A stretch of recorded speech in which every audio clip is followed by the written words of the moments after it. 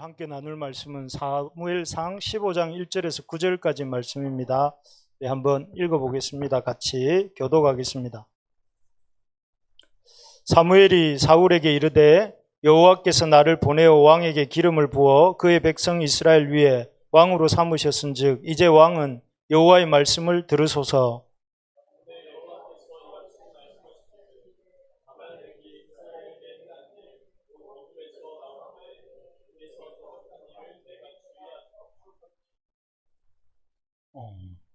지금 가서 아말렉을 쳐서 그들의 모든 소유를 남기지 말고 진멸하되 남녀와 소아와 젖먹는 아이와 우양과 낙타와 나귀를 죽이라 하셨나이다 하니,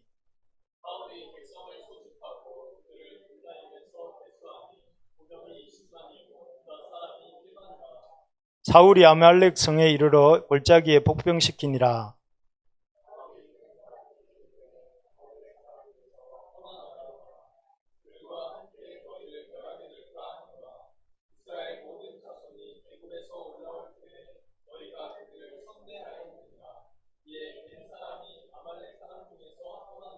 사울이 하윌라에서부터 애굽 앞 술에 이르기까지 아말렉 사람을 치고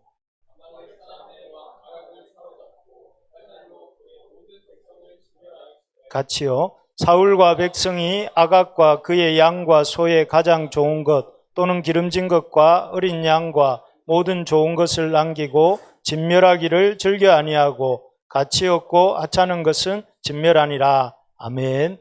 제가 파워포인트 만들면서 개역 개정을 안 하고 개역 한글을 했네요. 그래서 조금 제가 읽는 성경하고 조금 달랐습니다. 처음보다 나중이 나은 삶, 이런 제목으로 이렇게 말씀을 나누려고 합니다. 여러분, 요즘은 이렇게 주식시장이 나쁘지만 좋을 때는 그 사람들이 우리 교회 주일학교 아이들 중에도 이렇게 주식을 갖고 있을 만큼 이 주식에 대해서 관심이 많았습니다. 그런데 저는 뭐 잘 모르겠습니다만 주식을 할 때에 여러분 어떤 주식을 이렇게 사람들이 돈 주고 사게 되죠? 가치가 있는 것. 그 가치는 어떤 가치를 봅니까? 앞으로 발전 가능성, 그 시장이나 아니면 그 회사가 발전할 수 있는 가능성이 있는 것을 이렇게 구입을 하죠. 그래서 이 중요한 게 발전 가능성입니다. 그리고 사람을 만나고 결혼을 하는 거, 아까 사진이 잠깐 보였는데 이 남자와 여자가 만나서 가정을 이룰 때도 마찬가지입니다. 결혼하면 옛날이나 지금이나 사람들의 기준이 뭔 것 같습니까? 형제들의 기준은 첫째도 예쁘고 둘째도 예쁘고 셋째도 예쁘고 인 것 같고, 형제만 그런 줄 알았는데 자매들도 보니까 멋있고 멋있는 사람을 이렇게 그 배우자 감으로 생각을 하지만, 여러분 이런 생각을 좀 벗어나야 됩니다. 이런 외모를 절대평가 기준으로 생각하는 생각을 좀 내려놓으면 이렇게 사람을 좀 더 객관적으로 좀 더 폭넓게 이렇게 볼 수가 있게 되기 때문에 이런 것들을 내려놓고 결혼을 생각할 때 가치, 결혼에 있어서 배우자감이 될 사람에 대한 가치를 어디에 둘 것인가, 제일 첫 번째는 제가 생각해 볼 때 신실함인 것 같습니다. 하나님에 대해서 또 사람에 대해서 자기가 맡은 일에 대해서 아주 신실한 사람을 배우자로 만나야 됩니다. 그래야 그 신앙에 있어서나 가정을 이루어가는 일에 있어서나 자녀를 양육하는 일에 있어서나 신실한 사람이어야 믿고 같이 갈 수가 있잖아요. 막 힘들면 한 보름쯤 사라졌다가 보름 후에 나타나가 그동안 수고 많았지 이러면서 그러는 사람을 만나면 안 되잖아요. 그래서 기본적으로 신실한 사람이어야 됩니다. 그리고 또 한 가지 덧붙인다면 신실함 다음에 중요한 가치가 뭐냐면은 성장 가능성이 있는 사람, 남자든 여자든 배우자가 될 사람은, 그래서 좀 부족하고 당신은 좀 부족하고 이렇게 연약한 점이 있더라도 시간이 지나면서 마치 아이가 자라듯이 또 대나무가 이렇게 하늘로 쭉쭉 뻗어 올라가듯이 좀 조금씩 성장해 가는 사람, 그런 사람을 볼 줄 알고 만나게 되면, 그런 사람을 보고 그런 사람을 만나게 되면 부부가 서로가 그런 사람이 만나게 될 때 도움이 되고 시너지 효과가 나오게 되겠죠. 그런 사람을 만나게 되기를 우리 청년들에게 축복합니다. 여러분들 다 그래서 신실하고 정말 발전 가능성이 있는 사람, 성장해 가는 사람, 그런 사람을 만나게 되기를 바랍니다. 그런 사람 만나려면 어떻게 해야 될까요? 먼저 여러분들이 그런 사람이 돼야 됩니다. 그래야 그런 사람이 눈에 보이죠. 내가 시간이 지날수록 신실해지고 좀 더 이렇게 성장해가는 모습이 있는 사람이 될 때에 다른 사람도 그런 사람을 만나게 되고 또 보게 되겠죠. 그래서 여러분, 여러분들 스스로가 먼저 신실하게 페이스풀, 믿을 만한 사람으로 자라가고 또 날마다 조금씩이라도 발전하는 이런 사람이 되기를 진심으로 바라고 또 축복합니다. 그런데 이렇게 하나님 앞에서, 사람들 앞에서 또 나 스스로가 발전하고 신실한 사람이 되기 위해서 우리에게 꼭 그런 신실한 사람이 되어가기 위해서 우리에게서 자라가야 될 것이 한 가지가 있습니다. 그게 뭘까요? 하나님을 믿는 믿음이 자라야 됩니다. 하나님을 믿는 믿음이 자라야 하나님 앞에서도 신실해지고 사람 앞에서도 신실해지고 또 모든 일에서도 신실해질 수가 있습니다. 그런데 그러면 어떻게 우리의 믿음이 이렇게 날마다 조금씩, 믿음이 처음에 올 때는 여기 겨자씨만 했다가 좀 지나면 완두콩만 했다가 좀 지나면 좀 이렇게 손바닥만 했다가 나중에는 저 구름만 했다가 이렇게 자라가는 맛이 있어야 되지 않겠습니까? 그죠? 그렇게 믿음이 자라가게 가는 인생이 좀 재미도 있고 옆에서 동력하는 사람이 즐거움도 있는데 그런 사람이 되기를 바랍니다. 그런데 세상에 보면 대부분은 그렇게 믿음이 자라갈 것 같은데 1학년 때, 대학교 1학년 때 믿음과 4학년 때 믿음이 다를 것 같은데 제가 이렇게 쭉 지나보니까 믿음이 자라가는 사람이 많은 게 아니라 살아보니까 믿음이 줄어드는 사람이 더 많은 것 같아요. 오히려 1학년 때 젊을 때 믿음이 좋아요. 그래가지고 막 내가 주를 위해서 부름받아 나서니 뭐 어디든지 가오리다 이렇게 찬양 부르던 사람이 나중에는 내 주여 내 뜻대로 하옵소서 이런 사람이 되더라고요. 이런 믿음이 오히려 이렇게 점점 줄어드는 사람이 오늘 본문에 나옵니다. 오늘 본문에 나온 사람이 누군가 하면 시간이 지날수록 믿음이 줄어든 사람이 한 명 나왔습니다. 오늘 누가 나왔습니까, 여러분? 사울이 나왔어요. 뭐 여러 명 나왔죠. 아각도 나오고 사울도 나오고 사무엘도 나왔는데 사울이 나옵니다. 여러분, 이 첫 번째 왕 사울은 여러분 우리가 이렇게 시간이 지날수록 믿음이 줄어든 사람이라고는 했지만 처음에는 굉장히 믿음이 좋은, 여러분 마치 이스라엘 역사에서 광안리에 11월 달 되면 뭐가 하죠? 불꽃 축제할 때 그 불꽃처럼 타올랐던 사람이 이스라엘 역사 속에서 믿음이 좋아서 타올랐던 사람이 사울이었어요. 그래서 사울은 처음 부르심 받을 때 너무 겸손했고 또 그래서 하나님이 원래 겸손한 사람을 기뻐하시잖아요. 겸손한 사울에게 하나님의 신이 충만하게 해주셔가지고 아주 이렇게 그 싸우는 전쟁마다 암몬과의 전쟁에서도 승리하고 블레셋과의 전투에서도 승리하고 그래서 아주 백성들로부터 존경을 받는 그런 왕이었습니다. 처음 왕이었습니다. 그런데 이렇게 시작이 좋았던 사울이었는데 쭉 우리가 생각할 때 계속 갈수록 믿음이 늘어나가지고 좋아져서 이렇게 갔으면 좋을 텐데 사울이 어떤 인생이 됩니까?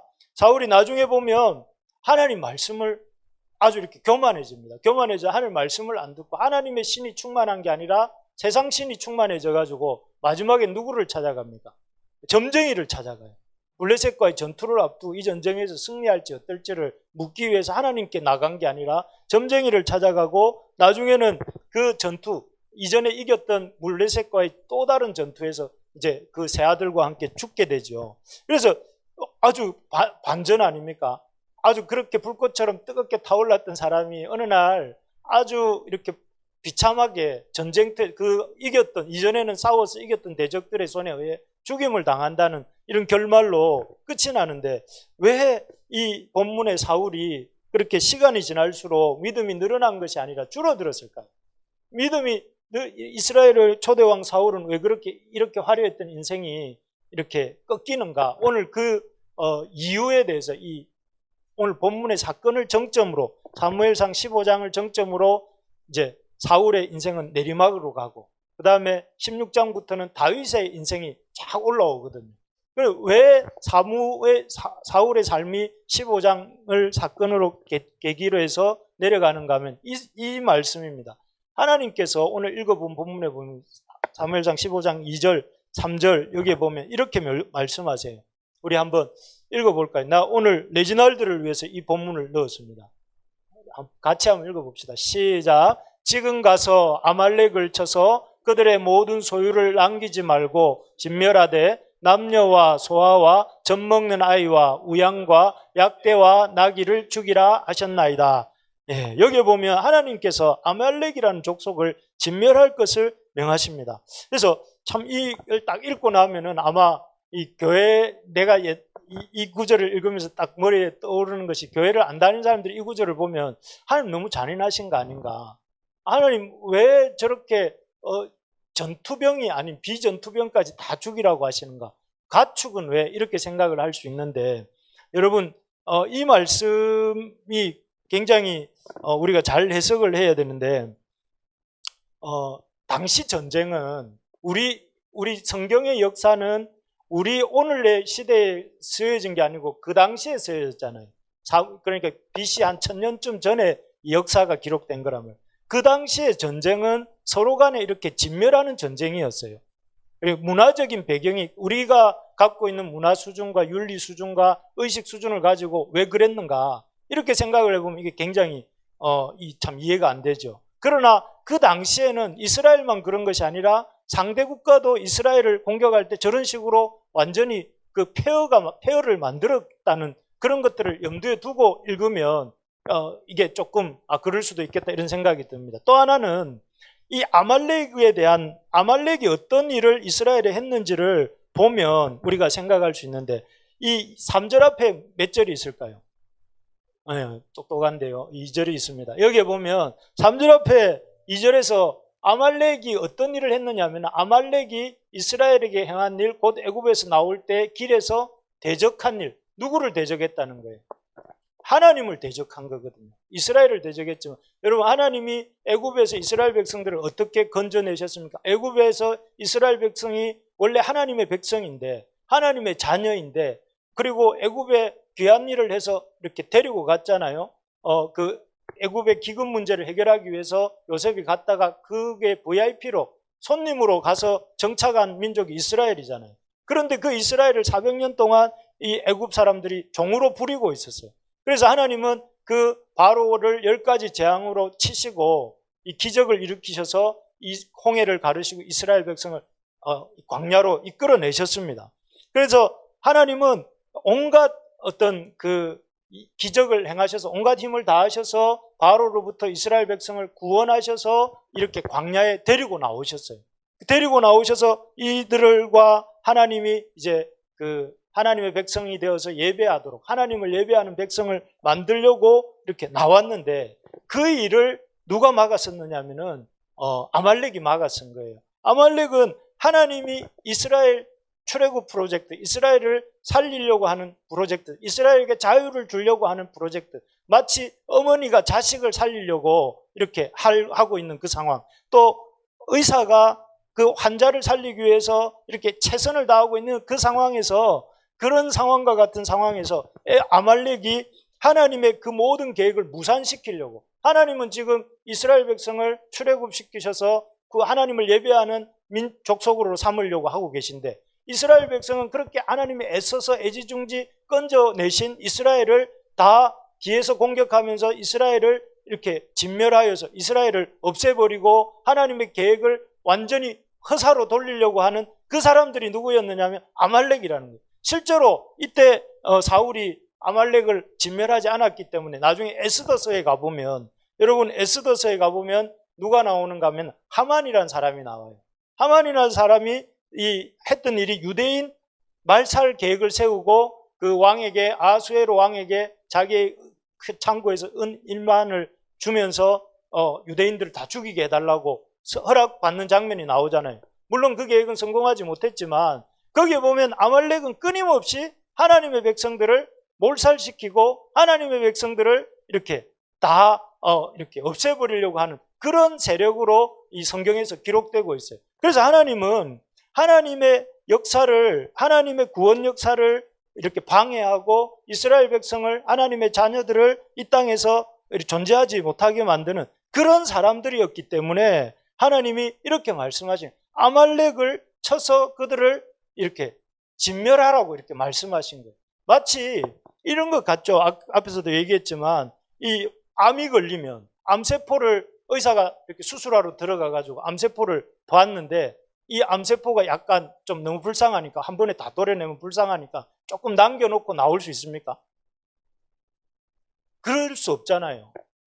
다 없애야, 암세포를 다 걷어내야 이 환자를 지금 당장은 아플지 몰라도 살 수 있는 거잖아요. 엄마가 아이를 이렇게 엄마가 아이를 돌볼 때 약간만 돌보고 약간 안 돌봐도 됩니까? 이 한두 살 먹은 아가야가 있을 때 그 엄마가 전심전력해서 그 아이를 양육하지 않으면 아이가 정상적으로 자랄 수 없듯이, 그래서 엄마는 최선을 다하는 것처럼 지금 하나님께서 아말렉을 진멸하라는 것은 그런 의미가 있다는 거예요. 하나님 아말렉을 진멸하는 것을 어떤 이 아말렉이라는 존재가 하나님의 구원 역사를, 또 하나님의 백성들을 이렇게 위협하는 존재였기 때문에 진멸하라 이렇게 말씀하신 것입니다. 사실 우리 지금 여러분들이나 제가 신앙생활을 하잖아요. 신앙생활을 하는데 우리에게는 아말렉이 있을까요, 없을까요? 우리에게도 아말렉이 있습니다. 아말렉이 끊임없이 하나님이 우리를 불러내셔서 자유케 하시고 구원 얻도록 이렇게 하나님을 예배하는 백성으로 살도록 하셨는데 이 아말렉들은 우리를 쫓아와서 우리가 얻은 자유를 잃어버리고 그 자유를 누리지 못하고 하나님이 아니라 금송아지를 놓고 이게 여호와라 하면서 섬기게 만들고, 또 아니면은 엉뚱한 것을 가지고 인생에 의미가 있는 것처럼, 뭐 예를 들어서 이 인생에 가장 가치 있는 건 엔터테인먼트야. 재미있고 즐거운 일을 하는 게 인생에 가장 가치 있는 거야. 그래서 이 엔터테인먼트를 얻기 위해서, 즐거움과 이 기쁨을 누리기 위해서, 오락을 누리기 위해서 모든 걸 다 투자해. 돈을 버는 목적도 이 즐거움, 또 이렇게 먹는 것을, 맛있는 걸 먹는 것도 그 즐거움을 위해서, 오로지 즐거움이 인생의 유일한 목적인 것처럼 이렇게 만들어버리는 게 이런 아말렉들입니다. 그래서 아말렉이 오늘날도 끊임없이 저와 여러분들을 하나님의 그런 백성으로 살지 못하게 만들고, 하나님이 우리를 구원하신 목적에 부합되게 우리가 살지 못하게 하는 세력들이 있다는 것입니다. 그래서 아말렉을 진멸하라는 이 명령은 오늘날도 유효합니다. 그래서 여러분, 나의 아말렉은 무엇인가? 어떤 사람은 아말렉이 앞에서도 말했던 그런 오락을 추구하는 삶이라든지, 또 아니면 어떤 사람은 이 탐심일 수도 있고, 어떤 사람은 성일 수도 있고, 어떤 사람은 자신의 명예일 수도 있어요. 그런 것들을 이렇게 진멸해야 우리가 참된 하나님 우리를 구원하시고 우리를 불러내신 목적에 부합되는 삶을 살 수가 있습니다. 그런데 이렇게 중요한 명령인데, 사실 그래서 하나님이 사울에게, 이스라엘의 첫 번째 왕인 사울에게 아말렉을 진멸하라고 했지만, 사울은 이게 이제 그의 인생이 꺾어지는 점이죠. 아말렉을 진멸하라는 명령에 순종하지 않았습니다. 여러분들처럼 그렇게 고상한 생각이 아니었어요. 고상한 생각이라 하면 어떻게 저렇게 비윤리적인 일을 시키실 수 있는가, 이런 것 때문에 사울이 진멸을 안 한 게 아니고, 사울이 하나님의 아말렉 진멸 명령에 순종하지 않은 이유는 이거였습니다. 그가 한 것은 하나님이 이 좋은 것을 남기고 기름진 어린 양과 모든 좋은 것은 남기고 또 가치 없고 낮은 것은 진멸하니라. 사울이 어떤 것은 남기고 어떤 것은 진멸한 이유 중에 하나는 자신이 볼 때 가치 있는 것과 자기가 볼 때 가치 있는 것을 이렇게 구분해서 자기가 생각할 때 가치 있는 것은 남기고 가치 없는 것은 이렇게 진멸했던 것이죠. 그래서 이유는 한마디로 말하면 돈이 되고 좀 이렇게 가치가 있는 것은 안 진멸하고, 돈이 안 되고 가치가 없는 것은 진멸했다, 이렇게 볼 수가 있습니다. 사실 왕으로서 사울이 한 나라를 다스리는데 돈이 얼마나 많이 들었겠습니까? 당장 군사들을 모아가 월급 주는 것도 돈이 드는 일이고, 군사들을 위해서 뭐 식량을 먹을 걸, 식사거리를 제공하고 무기를 사오고 말을 사오고 이래야 전쟁을 할 거 아니에요. 그러려면은 이렇게 가치 있는 돈이 되는 것들이 있어야 되잖아요. 돈이 되는 것이 있어야 되니까 하나님이 진멸하라고 했지만 그 하나님이 말씀은 중요하지만, 그러나 현실도 현실이기 때문에 현실에서 이렇게 이 군대를 유지하고 국방을 유지하고 또 자기도 이렇게 왕으로서의 품위도 지켜야 되고 하기 때문에 이렇게 하나님 말씀이 진멸하라고 했지만 노 나는 진멸 못해요 하고 겉은 진멸하는 척 했지만 실상은 자기 어떤 실속은 다 챙기고 있는 것이죠. 여기서 우리가 사울의 문제점을 한 두 가지 정도 생각해 볼 수 있습니다. 하나는 자기 생각을 하나님의 생각보다 더 중요하게 여긴 것이죠.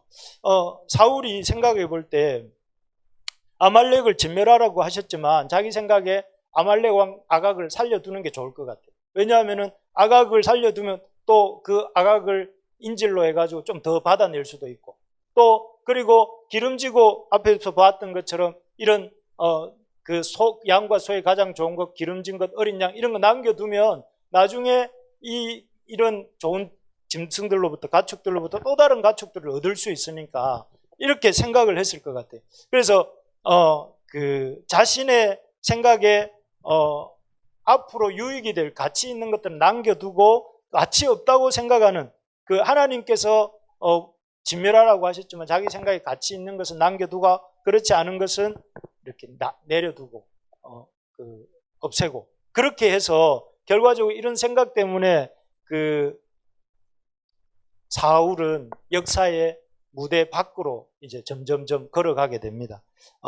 죄의 시작은 여러분 하나님 생각보다 내 생각을 위에 두는 거예요. 죄라는 게 뭐냐면은 하나님 생각보다 내 생각을 위에 두는 것이고 하나님 판단보다 내 판단을 위에 두는 것입니다. 사실 하나님은 여기 보면 앞에서도 얘기했지만 아말렉을 진멸하라는 것이 단순하게 그 사울 시대의 아말렉만 보고 말씀한 게 아니라고 했잖아요. 아말렉을 왜 진멸하라고 했습니까? 출애굽 이후에 이스라엘 백성들을 거의 이렇게 괴롭혔던 그 아말렉을 생각하면서 또 앞으로 에스더 시대에 또 이스라엘 백성들을 몰살시키려고 이렇게 준동할 그 아말렉을 생각하면서 하나님은 과거와 현재와 미래를 다 보시니까 그 전체를 생각하면서 아말렉을 진멸하라고 말씀하셨는데 사울은 어떻게 생각해요? 자기 눈앞에 이익이 되느냐 안 되느냐를 보고 아말렉을 진멸할 것인가 말 것인가를 생각하고 있잖아요. 그러니까 결국은 그것이 바로 하나님의 크신 생각을 인정하지 않고 내 생각이 하나님보다 더 큰 것처럼 생각하면서 내 생각대로 행하는 게 죄라는 거예요. 이 에덴 동산에서도 마찬가지 아닙니까? 에덴 동산에서 하나님께서 아담에게 뭐라고? 나는 창조주고 너는 피조물이니까 하나님이 창조주와 너가 피조물이라는 사실을 이렇게 아담에게 이렇게 알게 하실 목적으로 에덴 동산 중앙에 선악을 알게 하는 나무의 실과를 두고 먹지 말라고 하셨어요. 다른 건 다 먹지만 이거는 먹지 말라고 그랬어요. 왜요? 이것을 지키는 것이 피조물인 아담에게 최대의 행복을 보장하는 거니까. 에덴 동산에 그 선악을 알게 하는 나무를 안 먹은 것도 먹을 것이 너무나 많았고 그 하나님의 하나님 되심을 인정하는 것이 그 아담에게는 행복한 일이니까 하나님은 전체를 생각하신 거죠. 아담과 아담의 후손으로 태어날 인류들을 생각하시면서 하나님은 이 선악을 알게 하는 나무의 열매를 먹지 말라 하신 거예요. 근데 아담은 어떻게 생각했냐면 그건 하나님 생각이 짧아서 그렇습니다. 저거 하나를 먹는 것이 지금 나에게 더 유익합니다 생각하고 아담이 먹은 거예요. 그게 바로 죄라는 거예요. 죄는 뭐냐? 죄는 하나님 생각보다 내 생각을 위에 놓는 게 그게 죄입니다. 하나님보다 내가 더 똑똑하다 이렇게 생각하는 게 죄입니다. 그래서 사람들도 오늘날 우리 믿는 사람들도 그런 거예요. 하나님의 말씀을 듣지만 하나님 말씀으로 안 받아요. 하나님은 과거와 현재와 미래와 이 하늘과 땅의 모든 것을 알면서 우리에게 말씀하심에도 불구하고 우리는 그 하나님의 말씀을 내 생각으로 판단을 합니다. 그래서 하나님 말씀을 들을 만하면 듣고 안 들을 만하면 안 듣습니다. 이 시간에는 하나님 말씀 안 듣는 게 좋겠어. 이 시간에 내가 자는 게 좋겠어. 이 시간에 하나님 말씀대로 정직하게 사는 것보다는 이 시간에 내가 거짓말하는 게 좋겠어. 하나님께 이 시간 기도하는 것보다 나는 이 시간에 사람을 만나는 게 좋겠어 하면서 하나님이 내게 어떤 마음을 주시고 생각을 주시면 거기 위에다가 내 생각을 얹어요. 나는 자고 싶어. 나는 사람 만나고 싶어. 나는 놀고 싶어 하면서 하나님 생각을 이렇게 위에 하나님 생각 위에 자기 생각을 두는 게 죄죠. 결국 이것 때문에 사울이 아말렉 진멸 명령을 거부한 거죠. 또 한 가지 하나님보다 재물을 더 의지했기 때문에 그렇습니다. 앞에서도 말씀드렸지만 사울은 하나님 말씀에 순종하는 일도 중요하지만 더 중요한 게 있다고 생각했어요. 그게 뭐냐면 돈이었어요. 돈이 더 중요하지. 지금 말 한 마리 사는데 돈이 필요하지 하나님이 필요하냐? 이렇게 생각했겠죠. 그러니까 이 아말렉을 진멸하는 게 앞서서 돈 되는 건 다 끌어모은 거예요. 기름지고 좋은 것, 뭐 소, 양, 아가광 다 놔두고 그것들을 남겨둔 것입니다. 그리고 그래도 하나님 마음은 조금 채워드려야지. 하찮고 가치 없는 것은 진멸했어요. 그럴 때 이 하나님보다 재물을 더 중요하게 생각하는 마음이 사울로 하여금 하나님의 관심권, 하나님의 역사 범위 속에서 벗어나게 된 것이죠.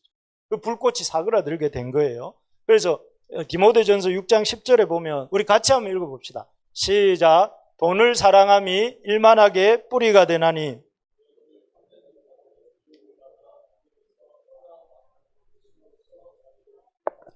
예, 여기 보면 돈이 일만하게 뿌리가 된다고 하지 않았어요? 돈을 사랑함이 일만하게 뿌리가 된다고 했어요. 돈이 중요합니까? 안 중요합니까? 중요합니다. 제가 제일 먼저 대답했습니다. 여러분들보다 저 돈이 중요하다고 생각합니다. 돈이 중요하다고 생각하고 누구보다 돈의 중요함을 많이 느끼고 살고 있습니다. 그런데 돈을 중요하지만 돈을 사랑하는 것은 또 다른 문제입니다. 여러분 돈이 중요하고 그래서 여러분들이 우리 모든 성도들이 돈을 잘 다루고 또 돈에 있어서 부족함이 없이 살게 되기를 소망합니다. 그렇지만 돈을 사랑하면 어떻게 된다고 되어 있습니까? 악의 뿌리가 된다. 돈을 사랑하면서 모든 악들이 이렇게 자란다는 거예요. 그리고 결국 이 돈을 사랑함의 가장 큰 문제는 믿음에서 떠나게 만든다는 거예요. 돈을 사랑함이 미혹을 받게 만들고 믿음에서 떠나게 된다. 그래서 우리나라도 소득 수준이 올라갈수록 국민들의 소득 수준이 올라갈수록 사람들이 신앙에서 멀어지고 있잖아요. 10,000불일 때 하고 20,000불일 때 하고 30,000불일 때 하고 막 팍팍팍 이렇게 믿는 사람들의 수가 줄어들고 있잖아요. 물론 여러 가지 문제가 있지만 이것도 한 요인이죠. 그래서 돈을 사랑함이 결국 믿음에서 떠나게 하는 것입니다. 그래서 인생에서 돈이 참으로 중요하지만 돈 때문에 예수님을 떠난 유다도 있고 돈 때문에 사도 바울을 떠난 데마도 있고 또 돈 때문에 지금 하나님을 떠난 사울도 있습니다. 그래서 여러분 우리가 돈보다 하나님을 더 의지하는 훈련을 해야 됩니다. 돈을 벌지 마라 또는 돈을 제약시해라 이런 얘기를 하고 있는 게 아니고 돈도 벌고 돈도 잘 써야 되고 이렇게 해야 됩니다만은 그러나 그 돈 이전에 뭘 의지하는 법을 배워야 되느냐 하면 하나님을 의지하는 법을 배워요. 그래서 여러분 돈에 대한 생각들이 요즘 여러분 다 궁핍하시죠. 돈에 대해서 딱 얼굴 보니까 쓰여 있는 것 같아요. 요즘 내가 뭐 보면 제가 만난 사람 10명 중에 10명은 다 이렇게 다 돈 걱정하더라고. 뭐 일 때문에 또 뭐 이런저런. 그래서 저는 보면서 사람 만나면 요즘 늘 기도하는 게 뭐냐면 하나님 저분한테 좀 이렇게 물질의 복을 주십시오. 이런 마음이 늘 그냥 그분이 나한테 뭐 기도해 달라고 말을 안 해도 제 마음에 그냥 기도가 나와요. 하나님 우리 지체에게 저 지체에게 좀 하나님 물질의 복을 좀 주십시오. 그렇게 기도를 제가 많이 합니다. 새벽에도 하고 밤에도 하고 생각날 때마다 기도합니다. 아마 그래서 여러분 곧 복을 받게 될 줄로 믿습니다. 별로 감동함이 없는데 경훈이 믿음이 없어진 것 같아요. 그래서 어쨌든 여러분들이 물질에 좀 너무 어려움이 없기를 소망합니다. 그렇지만 여러분 그러나 돈을 사랑하면 안 된다는 거예요. 돈을 사랑하는 문제는 우리가 사랑해야 될 대상은 마음을 다하고 뜻을 다하고 성품을 다하고 힘을 다하여 누구를 사랑하라고요? 주 너의 하나님을 사랑하라 이렇게 말씀합니다. 우리가 하나님을 사랑하는 그런 우리가 되기를 바랍니다. 그래서 결국 사울은 돈을 더 사랑하다가 하나님의 역사에서 멀어지고 처음보다 나중에 안 좋은 그런 인생으로 흘러가게 됩니다. 처음에는 아주 겸손하고 성령 충만했던 사람이 사울이었는데 나중에는 이 사울이 아주 교만하고 또 아주 접신하고 또 전쟁에 져서 비참한 최후를 맞이한 이유는 자기 생각을 하나님 생각보다 더 높이 두고 또 자기의 이런 어떤 돈 사랑하는 마음을 하나님보다 더 높이 두는 바람에 결국은 처음보다 나중이 안 좋은 인생이 됩니다. 오늘 설교 제목을 그래서 저는 이렇게 정했습니다. 처음보다 나중이 나은 삶. 우리 모든 부르심의 가족들과 우리 이 땅에 믿는 모든 하나님의 사람들이 삶이 처음보다 나중이 나은 삶이 되기를 진심으로 소망합니다. 그래서 어떻게 처음보다 나중이 나은 삶을 살 수 있는가? 이게 이제 오늘 이제 마무리하면서 우리가 한번 생각해 보면 사울 왕의 그 전철을, 사울 왕이 걸어갔던 그 길을 우리가 되밟지 않으려면 어떻게 해야 될까? 이 사울 왕이 갔던 길을 되밟지 않는 길은 우리에게 없습니다. 그 방법은 우리가 이겁니다. 하나님의 은혜를 날마다 경험해야 됩니다. 사실 우리가 몰라서 그렇지 하나님은 인색한 분이 아닙니다. 하나님은 굉장히 은혜가 넘치는 분이십니다. 만약에 사울이 이 아말렉과의 전투에서 아말렉을 진멸했다면 사울은 쫄쫄 빈털터리가 되고 하나님은 이렇게 부자가 되셨을까요? 아닐 겁니다. 아마 하나님이 그 아말렉을 진멸한 사울과 그의 이 백성들에게 넘치는 복을 주셨을 것이에요. 넘치는 물질을 더 주셨을 것입니다. 그런데 사울은 자기 머리로 그 하나님의 그 풍요로운 은혜를 이렇게 잊어버리고 생각 믿지 못하고 자기 힘으로 자기 인생 한번 꾸려보려고 자기 힘으로 한번 자기 백성들을 한번 먹여보려고 또 이렇게 생각을 하다가 결국은 하나님을 외면하고 하나님 말씀에 불신앙하고 불순종하게 된 것 아닙니까? 만약 사울이 그렇게 했다면 사울은 인생이 아말렉 진멸에 순종했다면 그의 인생이 놀랍게 성령의 기름 부음을 받았을 거예요. 아마 다윗과의 관계도 평생 사울이 인생의 그 에너지를 다 다윗 쫓는 데 썼잖아요. 그런데 다윗과도 사이좋게 협력해서 그야말로 애굽의 나일강에서부터 유프라테스 강에 이르는 하나님이 아브라함에게 약속했었던 그 넓은 그 약속의 땅을 다 차지했을지도 몰라요. 그런데 이 사울이 그런 하나님의 풍요로움을 모르고 자기 힘으로 자기의 어떤 생각대로 살려고 하다가 결국은 하나님의 은혜 밖에 나오게 된 것이죠. 우리가 처음보다 나중에 좋은 인생, 어제보다 오늘보다 또 내일이 나은 그런 발전하는 인생을 사는 길은 우리에게 있는 것이 아니라 날마다 하나님의 은혜를 경험해요. 내 속에서 오는 게 아니고 동, 서, 남, 북을 쳐다봐도 누가 이렇게 위로해 주는 사람이 없으면 어떻게 해야 된답니까? 위로 쳐다봐야 된다 하지 않습니까? 예, 그래. 어쨌든 중요한 게 위로는 위로부터 온다 하는 건데 여러분 중요한 게 뭐냐면 은혜를 경험해야 우리가 발전하는 인생이 될 수 있습니다. 은혜를 경험해야 우리가 우리 돈에 돈을 사랑하는 것이 돈에 이렇게 묶여 있는 인생이 아니라 이렇게 나누어주고 또 베풀고 쓸 줄 아는 그런 삶이 되는 것이죠. 그래서 우리가 날마다 하나님의 은혜를 경험하기를 소망하고 또 그런 은혜를 갈망하면서 나아가야 됩니다. 그래서 하나님이 주시는 은혜를 경험할 때에 우리 속에서 뭐가 생기느냐 하면은 믿음이 생기고 믿음이 생겨야 우리가 신실해지고 신앙이 자라가고 또 다른 사람을 품을 수 있는 그런 힘도 생기는 것입니다. 그래서 하나님이 보여주셨잖아요. 에스겔서 37장에 보면 에스겔을 마른 뼈들의 골짜기로 데리고 가셔서 마른 뼈들이 왜 말라 있습니까? 죽은 지 오래되어서 소생 가능성이 제로인 상태를 마른 뼈라고 표현했잖아요. 그런데 그 마른 뼈들에게 하나님이 말씀을 통해서 생기를, 은혜를 불어넣으시니까 어떻게 됐습니까? 뼈들이 결합되고 살이 붙고 근육이 생겨가지고 하나님의 군대가 되었다 이렇게 성경이 기록하잖아요.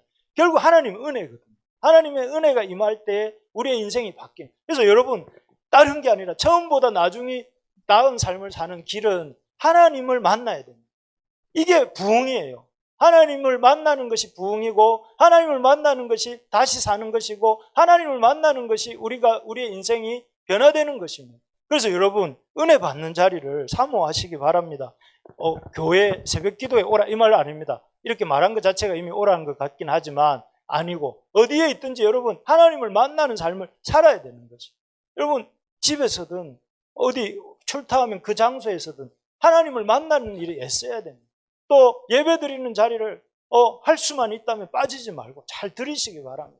그리고 하나님 앞에서 그 은혜를 달라고 좀 간절함을 가지고 하나님 앞에 나가시기 바랍니다. 이렇게 말씀을 들을 때도 그냥 이렇게 한번 나를 감동시켜봐라. 이런 마음이 있을 때도 있겠지만 늘 그런 마음을 갖지 말고 하나님 어떤 말씀을 주시든지 아멘하고 받겠습니다 하는 마음을 갖고 듣다가 보면 하나님이 제가 일주일 동안 여러분들 생각하면서 기도하면서 준비한 말씀인데 그 하나님이 뭔가 말씀하시지 않겠습니까? 그래서 그걸 잘 듣고 아멘 하다 보면 우리의 인생이 또 저와 여러분들의 인생이 처음보다 나중에 나은 삶이 될 줄로 믿습니다. 그래 되면 우리 청년들도 여러분들이 처음보다 점점 나아지는 삶을 살게 되면 옆에 있는 어떤 지체들이 보면서 야, 저 형제 참 멋있다. 저 자매 참 멋있다. 내가 한번 대시해봐야 되겠다. 그래서 제가 제 아내에게 대시를 한 거 아니겠습니까? 그래서 제가 지금의 제가 있을 수 있게, 안 그랬으면 제가 노숙자가 됐을지도 모릅니다. 너무 심하나요? 그 정도는 아닌데 어쨌든 하나님 은혜로 저도 이렇게 좋은 동력자를 만나고 또 지금까지 하나님 앞에서 살고 있는데 여러분 청년들에게 그런 도전을 하고 싶습니다. 그래서 여러분들이 주님의 은혜를 사모하고 주님의 은혜의 자리로 나오는 저와 여러분들 되기를 소망합니다.